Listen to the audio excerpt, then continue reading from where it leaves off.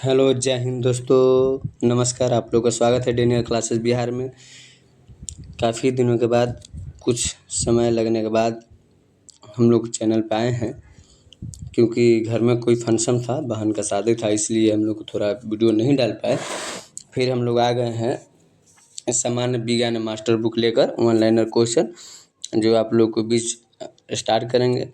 फिर से आप लोग कहते हैं कि चैनल पर नए हैं तो आप लोग एक बार सब्सक्राइब कर लीजिए चैनल को सब्सक्राइब कर लीजिए और वीडियो अच्छा लगे तो शेयर भी करिए, नहीं अच्छा लगे तो कोई बात ही नहीं। तो हम लोग स्टार्ट करते हैं। चलिए, आप लोग के बीच सवाल हम लोग फिर से चैनल देखिए, डेनियल क्लासेस बिहार जो नया चैनल है। हम लोग ये किताब पढ़ाएंगे, सामान्य बुक है जो NCERT बेस पर आधारित है। साइंस का वन लाइनर क्वेश्चन है, क्लास 6 से लेके क्लास 10 तक संपूर्ण क्वेश्चन है। इसमें सभी प्रकार के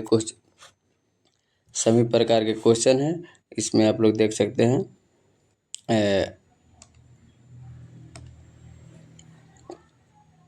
ये आपका देखिए, आपका रेलवे के मिलेगा और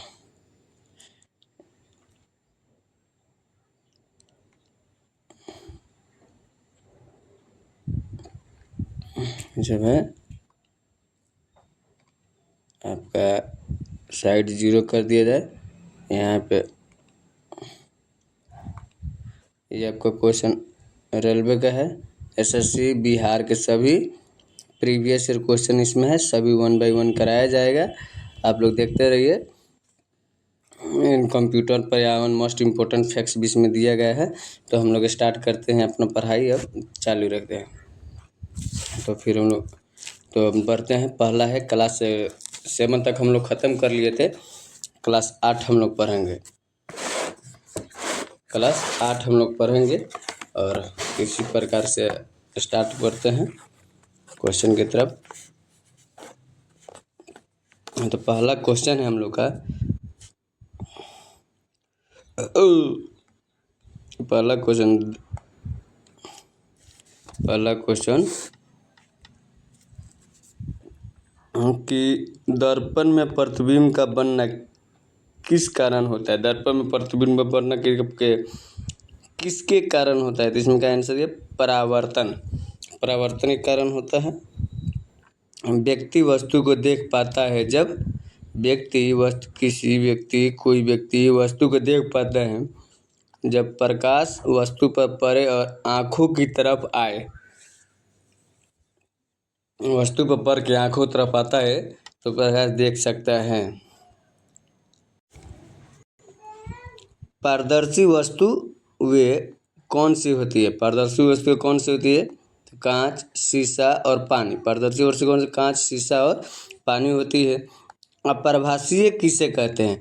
पारभासी किसे कहते हैं। कुछ वस्तुएं से आप आर पार देख सकते हैं, उसे पारभासी कहते हैं। आर पार देख सकते हैं, साफ साफ दिखाई देते, जैसे चश्मा हम लोग लगाते हैं, कांच का हो गया, ये सब आपका आ जाता है पारभासी में। दीप्त पिंड किसे कहते हैं। दीप्त पिंड किसे कहते हैं। जो वस्तुएं सूर्य की तरफ से वहाँ स्वयं प्रकाश का उत्सर्जन करती है उसे दीप्त पिंड कहते हैं। जब प्रकाश पथ पर कोई अपर्दी वस्तुएं आ जाती है तो क्या होता है। तो छाया बनती है।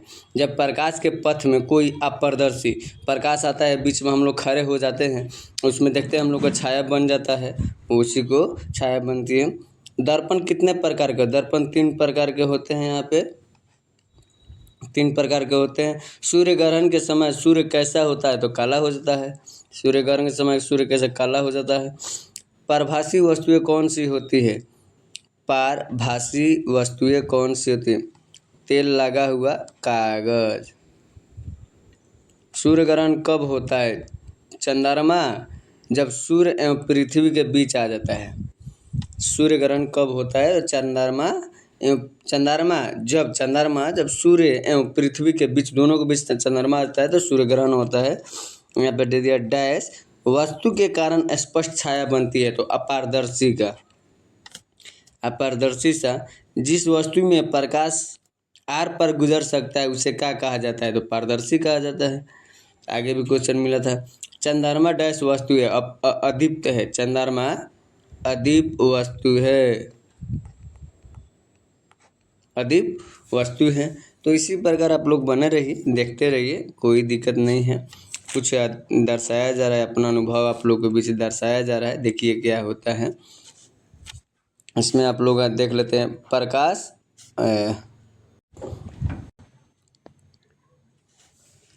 प्रकाश डैश में गति करता है, सरल रेखा में। किस में रखा करता है? प्रकाश सरल रेखा में गति करता है। जब किसी अपारदर्शी वस्तु को प्रकाश स्रोत के समीप लाया जाता है तो छाया का आकार बढ़ता है, छाया का आकार बढ़ता है, छाया का आकार, छाया का आकार बढ़ता है आपका। और अदीप्त वस्तुएं कहते हैं, अदीप्त वस्तुएं किसे कहते हैं? तो जो वस्तु प्रकाश उत्सर्जित नहीं करता, जो वस्तु प्रकाश उत्सर्जित नहीं करता,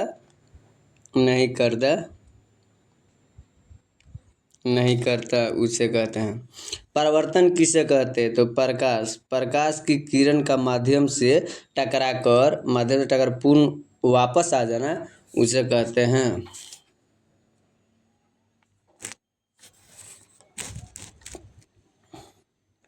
उसे कहते हैं परावर्तन कोण होता है, परावर्तन कोण होता है सतह की परावर्तित सतह दर्पण की सतह पर खींचे हुए अभिलंब के बीच कोण। वस्तु से छोटा और आभासी प्रतिबिंब किस दर्पण से प्राप्त होता है? वस्तु से छोटा और आभासी प्रतिबिंब किस, तो उत्तल दर्पण में पहुंचता है।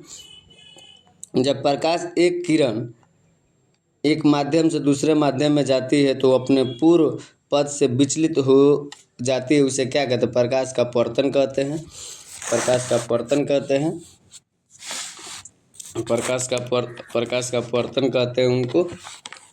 और यहाँ पे आपका सरल सूक्ष्म जीव किसका उपयोग होता है? तो उत्तल लेंस क्या है? किनारों के अपेक्षा में बीच में मोटा होता है। उत्तल लेंस कैसा होता है? तो किनारों के अपेक्षा में बीच में मोटा है, बीच में देखिए मोटा टाइप का होता है। प्रकाश की एक किरण जब विरल माध्यम से संघन माध्यम में आती है, प्रकाश की एक किरण जब विरल माध्यम से संघन माध्यम में आती है तब वह अभिलंब की ओर मुड़ जाती है। जब प्रकाश एक माध्यम से दूसरे माध्यम में जाता है तब अपवर्तन होता है। प्रकाश की चाल में परिवर्तन होने के कारण दर्पण किसे कहते हैं? प्रकाश की चाल में अपवर्तन होने के कारण, परिवर्तन होने के कारण दर्पण किसे कहते हैं? दर्पण एक प्रकाशीय युक्ति है जो प्रकाश के सिद्धांत पर कार्य करता है।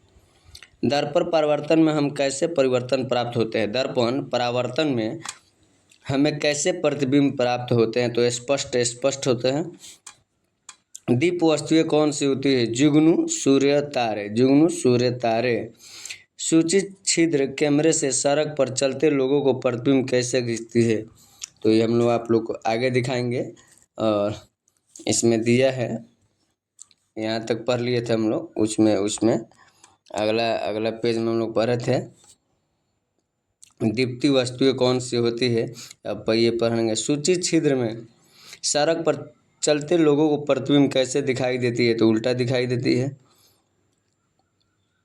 जिन पदार्थ से होकर वस्तुओं को स्पष्ट रूप से नहीं देखा जा सके उसे पारभासी कहते हैं। टिंडल प्रभाव प्रकाश के संबंधित है। टिंडल प्रकाश परिकिरण से संबंधित, टिंडल प्रभाव प्रकाश के परिकिरण से संबंधित है। प्रकाश की गति अधिकतम से किस माध्यम में होती है? तो निवर्तित में होती है। प्रकाश डैश में संचारित करती है, सीधी रेखा में।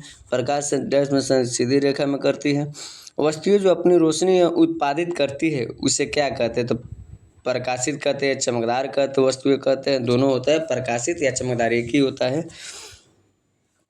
जब प्रकाश विरल माध्यम से संघन माध्यम में प्रवेश करता है तो इसकी गति कम हो जाती है। जब प्रकाश विरल माध्यम से संघन माध्यम में प्रवेश करता है तो इसकी गति कम हो जाती है।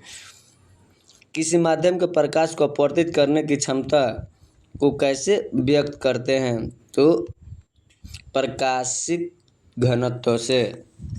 बादलों का रंग हम ये अलग प्रश्न देखते हैं। बादलों का रंग सफ़ेद किसके कारण होता है? प्रकाश के परिकिरण के। रंग देखिए, जहाँ आपका रंग का बात आ जाए तो प्रकाश का परिकिरण हो जाएगा। जहाँ आपका रंग का बात आ जाए तो प्रकाश का परिकिरण हो जाता है। एक समतल दर्पण द्वारा बनाई गई छवि हमेशा आभासी और सीधी होती है। एक समतल छवि हमेशा आभासी और सीधी होती है। एक गोलीय दर्पण के परावर्तन के पृष्ठ के माध्यम से बिंदु होता है जिसे क्या कहते हैं? पोल कहते हैं या ध्रुव कहते हैं। फिर हम लोग आगे बढ़ जाते हैं और यहाँ पे आ जाते हैं। यहाँ पे हम लोग आ जाते हैं। प्रकाश की एक पुंज की द्रव में तैरते कणों का टकराव के कारण होने वाली परिकिरण से उत्पन्न चमक की प्रक्रिया को क्या कहते हैं? टिंडन प्रभाव कहते हैं। टिंडन प्रभाव कहते हैं। टिंडन प्रभाव कहते हैं। जब प्रकाश किसी चमकीली सतह पर आपतित होती है तो परावर्तन की घटना घटित होती है, निमित्त होती है। किसी दर्पण को अभिसरण दर्पण भी कहा जाता है।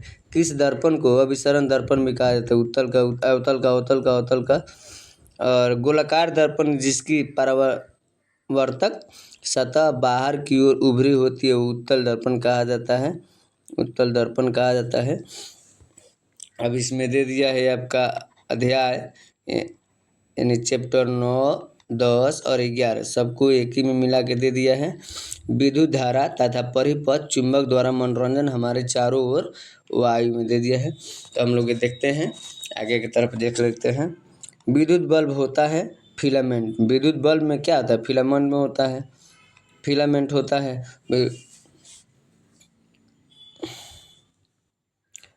बल्ब दीप्त कैसे होता है? परिपथ में विद्युत धारा प्रवाहित करने पर होता है।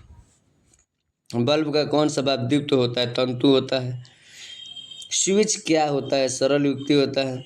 रोधक किसे कहते हैं? जिन पदार्थ में विद्युत धारा प्रवाहित नहीं होती है उसे रोधक कहते हैं। विद्युत परिपथ में सेफ्टी फ्यूज तार का प्रयोग किया जाता है गलनक बिंदु पर। कौन सा उपकरण परिपथ में विद्युत धारा का पता लगाता है? गैल्वेनोमीटर लगाता है। हम लोग फिर आगे बढ़ जाते हैं इधर और यहाँ पे आ जाते हैं हम लोग। यहाँ पे जो आपको पहले दिया गया था नहीं, यहाँ तक तो सब पढ़ ही लिए थे हम लोग। गैल्वेनोमीटर तक है। यह कौन सा उपकरण परिपथ में विद्युत धारा का पता लगाता है? गैल्वेनोमीटर तक। विविध स्विच की किस भाग में लगाया जाता है? विद्युत स्विचों को किस भाग में लाइव तार में। एक आदर्श एमीमीटर का प्रतिरोध होता है 0। एक आदर्श मीटर प्रतिरोध 0। किसी विद्युत परिपथ को किस क्रम में जोड़ा जाता है? श्रेणी क्रम में समांतर क्रम श्रेणी क्रम होता है। 2 प्रकार की होता है क्रम। फ्यूज में प्रयुक्त होने वाले तार की क्या विशेषता होती है? उच्च प्रतिरोध होता है, शक्ति और निम्न गलनांक होता है। जो फ्यूज में लगाया जाता है उसका उच्च प्रतिरोध होता है और निम्न गलनांक होता है। विद्युत परिपथ में लघुपथन अथवा अतिभारण के कारण होने वाली हानि से सुरक्षा की सबसे महत्वपूर्ण युक्ति फ्यूज होता है। जैसे लाइट उट कट जाता है एक बार तो फ्यूज उड़ जाता है। इसीलिए विद्युत चुम्बक बनाने के लिए किस पदार्थ का प्रयोग किया जाता है? नर्म लोहा का। विद्युत चुम्बक बनाने के लिए किस प्रयोग? नर्म लोहा का। क्षार चुंबक के भीतर क्षेत्र रेखाओं की दिशा दक्षिणी ध्रुव से उत्तरी ध्रुव की ओर। क्षार चुंबक के भीतर चुंबकीय क्षेत्र रेखाओं की दिशा होता है आपका दक्षिणी ध्रुव से उत्तरी ध्रुव की ओर। धारा किस विद्युत सेल में कैसी होती है? धारा की दिशा विद्युत सेल में कैसी होती है? तो माइनस प्लस टर्मिनल की ओर, प्लस टर्मिनल से माइनस टर्मिनल की ओर होता है। विद्युत स्तंभों पर लगे चेतावनी किसके संकेत में होता है? खोपड़ी और 2 अन्य हाथ पैर की क्रॉस करती हड्डियाँ। संयोजक तार किसकी बनी होती है? तांबे की। संयोजक तार किसकी बनी? तांबे की। एक युक्ति जो परिपथ में तोड़ने के उपयोग को कहलाती है स्विच कहलाती है। एक युक्ति जो परिपथ को तोड़ने के लिए उपयोग की जाती है वह क्या कहलाती है? स्विच कहलाती है। और फिर हम लोग आगे बढ़ के देख लेते हैं थोड़ी देर के लिए। ज़्यादा लंबा वीडियो नहीं होगा, ये छोटा पार्ट है। और इसके बाद में हम लोग क्लास 7 के टोटल लेके आएंगे एनसीईआरटी बेस में। क्वेश्चन ना देखिए, आप लोग पढ़िए, ठीक है, हम लोग भी तैयारी करते हैं, ऐसा कि नहीं करते। हम लोग को थोड़ा हाई लेवल है, पर आप बेसिक सही होना चाहिए। अब सोचिएगा कि 9वां 10वां 8वां 7वां 6वां 5वां किताब शुरुआत से कीन के पढ़े तो नहीं हो पाएगा। आप एक ले लीजिए मास्टर बुक, कोई भी हिंदी का है, बहुत मार्केट में बहुत सा आया है, जिसपे साइंस का स्पेशल लेके आए हैं, ये पढ़े हैं हम लोग, अच्छा है इसका। परीक्षा में भी इसका फायदा दिखाई दे रहा है। एक विद्युत सेल में कितने टर्मिनल होते हैं? तो 2 होते हैं। मैग्नेटाइट क्या होता है? प्राकृतिक चुंबक होता है। कंपास क्या है? दिशा सूचक है। स्वतंत्र पूर्वक लटकने के चुंबक सदैव ठहरता है। चुंबकीय पदार्थ किसे कहते हैं? जो पदार्थ चुंबक की ओर आकर्षित होते हैं। चुंबक के ध्रुव कहाँ होते हैं? दोनों सिरों पर। प्राचीन काल में यात्री चुंबक से कैसे दिशा निर्धारित करते हैं? धागे से लटकाकर। चुंबक के सामने ध्रुव परस्पर एक दूसरे को प्रकाशित करते हैं। चुंबक के असमान ध्रुवों को मध्यम होता है, लगभग आकर्षण होता है। चुंबक के किस भाग में आकर्षण शक्ति अधिक होती है? सिरों पर। मैग्नेटाइट चुंबक पहले कहाँ पाया गया था? तो उत्तरी ग्रीस के मैग्नेशिया नामक क्षेत्र में। चिपकू यानी स्टिकर कहाँ चिपकाए जाते हैं? तो लोहे की अलमारी में, रेफ्रिजरेटर में। देखते हैं ना आप लोग, जो लोहे की अलमारी होता है उस पर स्टिकर चिपक सकता है, चिपकू भी कहते हैं उसको। पौधे तथा जंतु के एक दूसरे पर निर्भर क्यों होते हैं? पौधे और जंतु एक दूसरे ऑक्सीजन और कार्बन के आदान प्रदान के लिए। कार्बन देखिए, हम लोग ऑक्सीजन लेते हैं, वो कार्बन लेते हैं, वो ऑक्सीजन छोड़ते हैं, हम लोग कार्बन छोड़ते हैं, इसीलिए। वायु किसका मिश्रण है? तो पेड़ पौधा लगाना बहुत ज़रूरी बात है। आप लोग भी कोशिश करिएगा कि लाइफ में 1 से 2 पेड़ अधिक लगाए कि ऑक्सीजन ज़्यादा मिले। पीपल बरगद ये सब अधिक ऑक्सीजन ज़्यादा देता है, तो इनका पेड़ आप लोग लगा सकते हैं, ज़्यादा बेटर रहेगा। खेत खलिहान चाहे घर के थोड़ा दूरी पे लगा सकते हैं। 18वीं शताब्दी तक लोग हवा वायु के बारे में क्या सोचते हैं? वायु एक पदार्थ है, वायु एक पदार्थ है। जल चक्र के लिए क्या अनिवार्य है? वायु का जलाशय, जल वाष्प, जलाशय नहीं, जल वाष्प है। किरण पुंज में क्या प्रतीत होता है? तो धूल कण नृत्य करते। जलीय प्राणी श्वसन कहाँ से ले आते हैं? तो जल में घुली वायु के। किरण पुंज क्या है? पत्तियों को छनकर आता है हुआ सूर्य का प्रकाश। जो पत्तियों में देखिए हल्का हल्का छिद्र हो जाता है, उसमें बीच में आता है जो प्रकाश आता है, वही है किरण पुंज। वायु का 99% भाग कौन सी गैस होती है? नाइट्रोजन और ऑक्सीजन। वायु का 99% भाग कौन सी होती है? तो नाइट्रोजन और ऑक्सीजन। फिर हम लोग देख लेते हैं इसको एक बार। किरण पुंज देखिए, किताब बहुत अच्छी है किताब, आप लोग देखिए, चाहे मार्केट में ले लीजिए, पढ़ भी लीजिए, कोई दिक्कत नहीं है। और आप लोग को अच्छा नहीं लगे, नहीं लेना है तो वीडियो एक बार ज़रूर आप लोग देख लीजिए, अच्छा रहेगा। एक बार देख लीजिए, अरे 10 दिन में ख़त्म हो जाएगा। वीडियो देखिएगा 10 दिन में, 10 दिन बहुत हो गया, ज़्यादा वीडियो नहीं है। हम लंबा नहीं बना रहे हैं कि नया चैनल है, क्या करें, हमको 20 मिनट 30 मिनट का वीडियो बना रहे हैं। वीडियो बैक में जाके देखे होंगे, संविधान पढ़ा रहे हैं अभी ख़त्म नहीं हुआ ना, 2-4 वीडियो में ख़त्म हो जाएगा वो भी। तो जिनको एक बार देखना है देख सकते हैं। किरण पुंज में क्या प्रतीत होता है? धूलकण नृत्य करते हैं। जल्दी के किरण जब उगती है, छिद्र में हो जाता है, हल्के घर में आती है, धूलकण उड़ता है। जलीय प्राणी श्वसन कहाँ से लेते हैं? जलीय प्राणी श्वसन कहाँ से लेते हैं? जल में धूली वायु के कारण। किरण पुंज क्या है? पत्तियों से छन कर आता है सूर्य का प्रकाश। अब वायु का 99% भाग कौन सी गैस होती है? नाइट्रोजन, हम लोग पहले भी पढ़ लिए थे। अब साफ होने के लिए लीजिएगा है, अगला बार से इसको सुधार कर लिया जाएगा।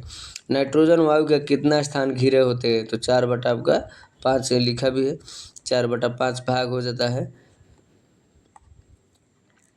ये गैस रंगीन गंध रहित हवा से भरी हुई आग बुझाने वाली गैस का नाम बताइए। कार्बन डाइऑक्साइड, प्रकाश संश्लेषण के दौरान पौधों द्वारा कौन सी गैस उत्पन्न होती है? ऑक्सीजन जो हम लोग लेते हैं, हम लोग को जो ऑक्सीजन लेते हैं, कार्बन छोड़ते हैं।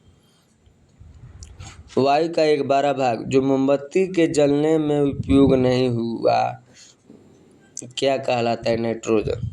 स्विच लगाए जाते हैं गर्म तार में। फ्यूज आधारित है धारा के ऊष्मीय प्रभाव पर।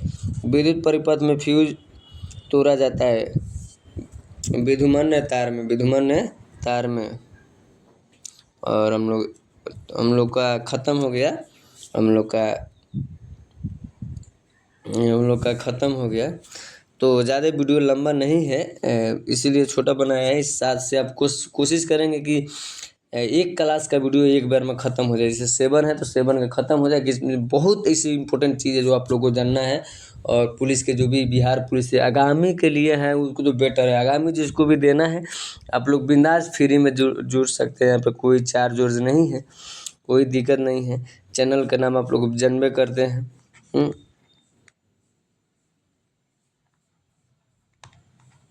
डेनियल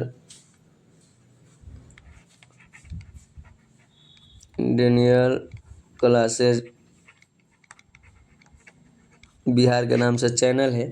हम लोग नए क्रिएटिव है और कोशिश कर रहे हैं अपना बिल्कुल है। यहाँ पे कोई चार्ज फार नहीं है, केवल यूट्यूब पर पढ़ाना है। और देखिए आप लोग को वीडियो अच्छा लग रहा है तो आप लोग सब्सक्राइब कीजिए और फॉलो भी कर दीजिए, शेयर भी कर दीजिए। यही किताब का फिर एक बार किताब का नाम बता रहे हैं आप लोग को किताब का फिर नाम बता रहे हैं। ये द एग्ज़ाम पोर्टल की किताब है और ये इसका नाम सामान्य विज्ञान है। मत जाइएगा तो मिल जाएगा, बिंदास मार्केट में मिल रहा है। किताब का मास्टर साइंस का है। टोटल इसमें फिजिक्स केमिस्ट्री बायो टोटल चीज़ है। इम्पोर्टेंट बात है पूरा NCERT बेस पे 6 से 10 तक के हैं। इसके आगे ज्योग्राफी के लेके आएंगे, हिस्ट्री सब कुछ का आपका लेके आएंगे हम किताब मार्केट से और दिखाएंगे। वो सब लेके आएंगे आप लोग को पढ़ाएंगे। तो ऑनलाइन क्वेश्चन है। आप सब्जेक्टिव कहीं भी पढ़ लीजिए या वन लाइनर लगाते रहिए, रिजल्ट हो जाएगा। इसमें आपका विशेषताएँ दिया है, देखिए क्या क्या दिया है। रेलवे का है, SSC का है, बिहार के सभी exam, previous year question, NCERT science technical and computer पे है। पर्यावरण है, मस्ट इम्पोर्टेंट फैक्ट्स भी दिया है जो आपको दिखाया जाएगा और यही आपका किताब पढ़ाया जा रहा है। फिर चैनल का नाम देख लीजिए, डेनियल क्लासेस बिहार का नाम से है। नए चैनल है, आप लोग सब्सक्राइब जरूर कर लीजिए। वीडियो अच्छा लगे तो फिर हम लोग आप लोग से मिलेंगे। जय हिंद, जय भारत, जय दोस्त।